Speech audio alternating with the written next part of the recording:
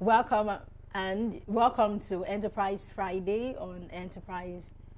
All right, and it's nice having you join us yet again. This is Enterprise Morning, reaching you from Enterprise Television from our corporate headquarters in Lagos State, Nigeria. Thank you so very much for joining us wherever it is you are doing that from around the world. Very so excited to have everyone today. And remarkably, today is... Today is Ash Wednesday. Ash Wednesday, yes. I love to believe it's the beginning day for Lent. I love to believe. Yes, and Ramadan. And Ramadan. Coincidentally, Muslims, both yes. are coming together. Yeah. And which means it's going to be a very fruitful year for Nigeria. Definitely. Because the two religious groups are actually fasting together. Yes. Fasting at the same time for the good and for prosperity for our great country in Nigeria. I would love everyone to be part of that experience, and possibly that might maybe help leadership in this country see reasons to be good. And I feel that most of our leaders now will be so busy because they want to be intentional about this season. Okay. Since it's Ramadan, and some of them are Muslims, so they have this belief that when it's Ramadan period, they are pious. Yeah, they are calm. You but, hardly hear their but what voice. happens after that? They go back to their normal We'll be politics. changing them. All right, my name is Henry Igbebike. And I'm Kehinde. What do you mean? All right, so we're starting with our newspapers today, and from there would be our conversation also. Please do well to be part of what we do. Have a say in what we say. You can reach us when you visit us at enterprisetvnews.com. You may equally like, comment, and follow us on all our social media platforms at Enterprise TV7. Very so honored to have. Joining us virtually is Emeka Madunagu, journalist, public affairs analyst, development communicator, to see through all that we have. Good morning to you, Emeka, and welcome. Good morning. Can you hear us, Emeka? All right, so while yes, I can hear you. Okay, thank you so very much for your time. All right, so let's kickstart today with the newspapers that we have. So which are we starting with? Okay, let's start with The Guardian, and on the top strip there we have Niger residents flee to Benin Republic as terrorists invade Bogu again. And also, Remi Tinubu seeks prayers for Nigeria as Lent and Ramadan begin. So, beside that, we have Zamfara government alleges exclusion from FG support over party affiliation. And also, experts raise alarm over drug use surge in Nigeria and others. Okay, the big story there we have electoral reform crisis. 2027 elections take shape as APC majority prevails, legal tussle looms. Emeka, let's talk about that. Finally, the National Assembly, under the 10th National Assembly, that is, under Senate President Godswill Akpabio, both the Rep and the Senate have come in unison to say that they would allow for e-transmission and the manual as backup, which is looking more like having PHCN, which is the source of electricity supply in Nigeria, and generator, which is the substitute. But you all know that generator is what Nigerians depend on more than PHCN. What's your take on this, Emeka?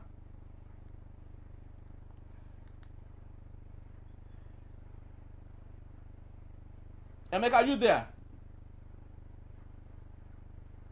All right, so while we wait for Emeka, I'd love to believe it's a bit of communication glitch. Yes, can you hear us, Emeka? Can hear you. Okay, beautiful. Okay. So did you get the question? No. Sorry, please run it again. All right. So we're speaking to the issue of electoral reform crisis. 2027 election takes shape as APC majority prevails, legal tussle looms. We have this same story, which is equally making big headline stories on other newspapers. Other papers says 2027 reps cave in, back Senate on Electoral Act amendment. Others have it 2027 elections. Lawmakers protest as National Assembly OK's e-transmission and manual backup. So the big question, Emeka, is now that the 10th Assembly had allowed for e-transmission, manual backup, does this look like a Nigeria where we used to have PHCN, or where we still have PHCN and generator as a backup? But Nigerians depend more on generator, which is the backup, than the PHCN, which is a budgeted electricity supply for Nigeria. Yeah, you got it right now. I mean, it's the same of the same. You know, in this day and age, you see people, so-called political leaders, lying through their teeth. You know, saying that some places cannot be covered by, telecommunications. But the telcos have said that far back as 2018, that Nigeria had high coverage, clear coverage. But you see, when people claim they're in power, but they know they do not, they have not done anything, worthy of the people's mandate. Of course, you see them trying to, create a lacuna, here and there. Look at some of the elections that were held. You saw the result on the IRF. The manual result that came out after coalition was different. So it is a political culture. The problems of Nigeria are tied to the political culture. We have politicians who are not leaders. They are just interested in looting the treasury, just occupying power, killing, rigging. They are not interested in national development. And truly, it is unfortunate. But I hope somehow or the other will get past this. Electronic transmission must be 100%. There is nothing like manual transmission. No, we won't accept that. Thank you. You know what? I like the fact that even the youth, the protests that happened in Abuja, I like the fact that we are now, we've woken up and we're trying to, get what is right. And, not just doing it personally, right? We're all getting involved in this. And I think that would even, pave a way a new change in Nigeria. Thank you so much, Mr. So, how does APC's majority influence, reshape public confidence in the 2027 electoral process? Did you get that? Emeka, are you there with us? All right, I think we have a bit of glitch there, and we hope that we'll fix it. Yes, Emeka, are you there? Yes. Oh, I was asking, how does APC's majority influence reshape public confidence in 2027 electoral process? That I will have to guess what you asked for because the line is blood. But basically, APC, as a political party, claims that they came to bring change, but there's nothing they're changing. In fact, instead of things changing, they are just more of the same, even worse. And so, when they proclaim change, it's just like the 48 laws of power. I think Rule 47 says that proclaim change, even when you don't mean to change anything. Even when you don't mean to change anything, just proclaim change. And that's why you see that Hindi, even a former student leader was one of those in the House of Reps talking against electronic transmission. We just wonder whether people think about history, whether they have posterity in mind, in view, and they forget one thing. There were people in power before. Some of them, you don't even remember their name. Some of the great men of yesterday, some of the powerful men of yesterday, you don't remember them. Not to talk of today. Why would people want to engage in politics of the dustbin, what I call politics of the refuse dump, whereby, they'll be dumped.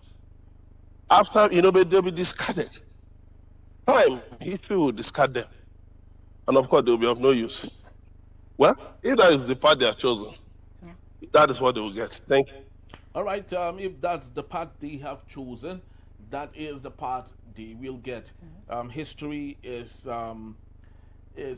very important yes. to us, and it's often said that if you would love to know how your future would look like, go back into history to see if there were people who behaved just like you did, and see what the results would look like. Just like Emeka said, we can't remember all the politicians that held sway in our Second Republic, and even in our Third Republic. Most of them are forgotten today. And so we would equally forget those who are making all of this possible, whether for the good or for the bad. But let's get talking on other matters. We have the Vanguard newspaper. Big story, still the same thing we have talked about. 2027 reps cave in, back Senate on Electoral Act amendment. Tinubu unveils Nigeria's industrial policy, demands a speedy implementation. Emeka, let's talk about Tinubu's unveil of Nigeria industrial policy. Emeka, Nigerians are tired of Tinubu implementing, and we can't see anything out of every of the implementation. Sometimes back, I would love to believe ending of the last year, 2025, he unveiled about 2,000 tractors to farmers in Nigeria. Up until today, Emeka, no farmer had received any tractor. No organization, they asked them to come in groups, right, so they can make good use, finance that or do whatever. They still cannot afford it or can't even get close to the tractors. When would we be tired of seeing President Bola Ahmed Tinubu implementing things that we can see at the end of the day? Yeah, that is what you call performative fraud. They just keep performing like Nollywood, movie producers. They just keep bringing up one thing to keep busy. They are busy but not productive. You don't need to launch any Nigerian industrial development, whatever. These things have been launched since the 60s. They've been launched since the 60s. I mean, when we had the regions, the Western region had its own industrial policy, the Eastern region had its own industrial policy, and the North had its own. That's why you had the textile mills. You had the various factories.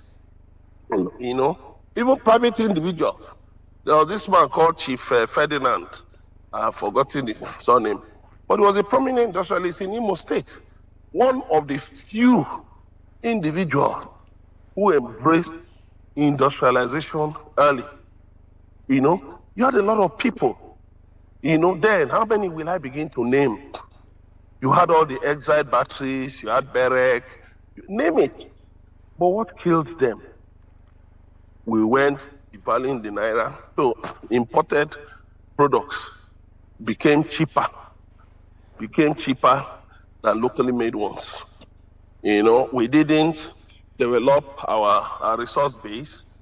We reverted to oil, so because there was oil, and so, we could, we didn't mind. We're not interested in developing our industrial base that up to today, manufacturing has not contributed more than 10% to the GDP. So it's sad, really. It's sad.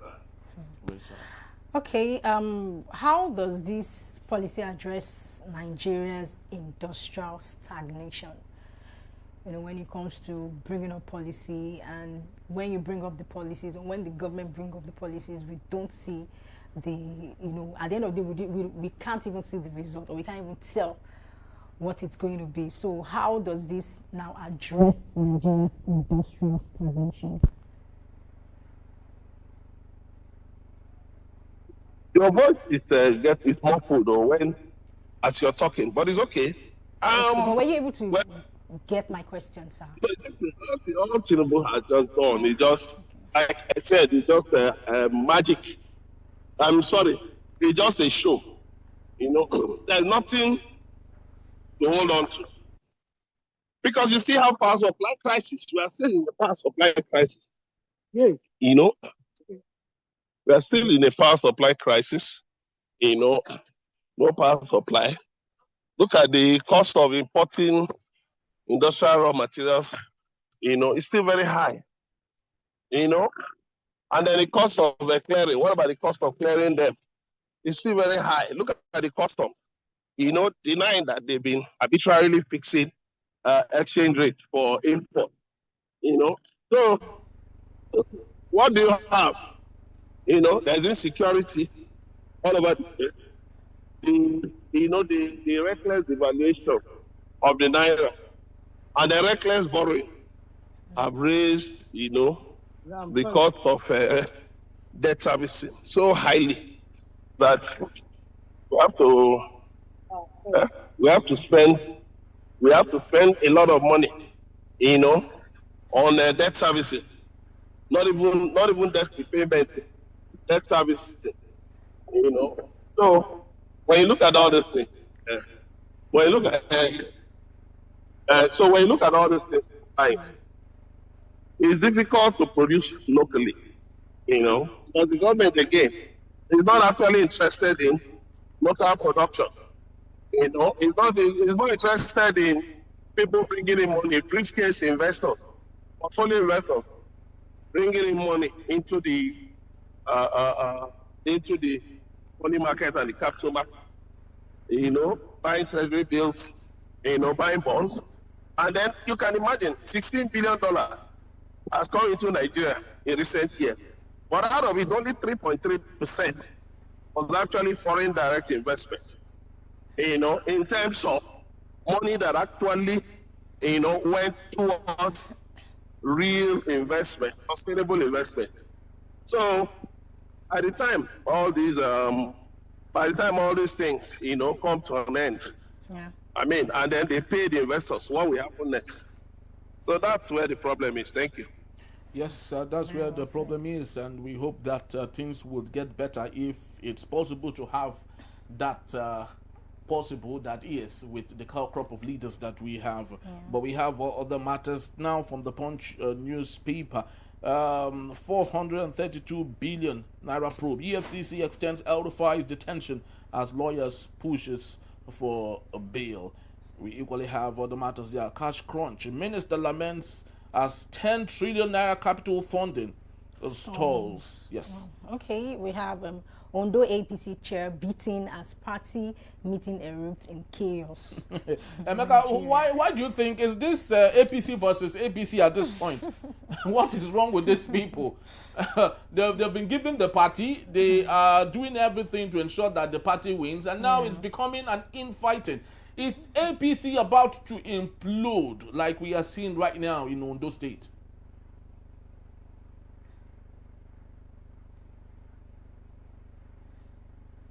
Emeka, are you there? Yeah, in politics, there's tendency for people to disagree, to fight, and all that.